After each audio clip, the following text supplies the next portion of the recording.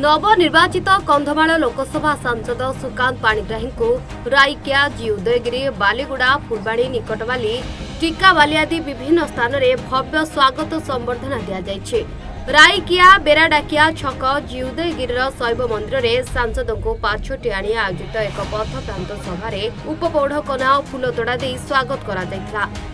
जी Udayagiri press club motor चालक संघ वरिष्ठ नागरिक संघ शिव मंदिर कमिटी बीजेपी नगर समेत बहु अनुष्ठान कमिटी पक्षर संबर्धना दि राइकियार विभिन्न मंदिर दर्शन कर ठाकुर कृपा लाभ करते एवं साधारण जनता मिशिले सुकांत पाणिग्राही सेभली कंधमाल जिले में कृषि जलसेचन सुविधा जी उदयगिरी को उपखंड मान्यता सहित सामूहिक विकास पर चेष्टा करेंगे सांसद कहते। साधारण जनता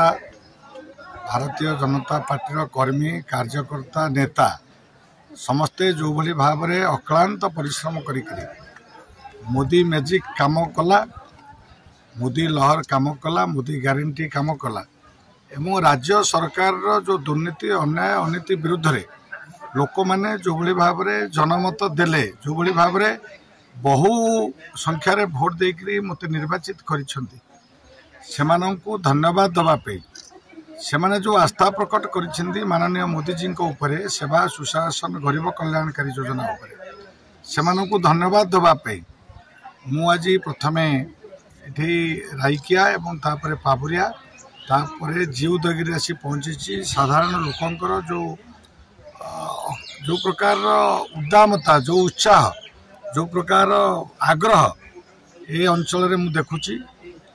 मते संबर्धित करने समस्ते एकजुट होकर अपूर्व उत्साह नहीं सब एकजुट होती समस्त मु धन्यवाद देवाई वास्तव में आसी। प्रचंड रौद्र तापस्ते बहु संख्यार बीजेपी कर्मी साधारण जनता राइकियार उपांत अंचल लोके उत्साहित होई विपुल संख्यार जोग देखा मिलता। कंधमाल अरुण कुमार षडंगी रिपोर्ट सूचना टीवी।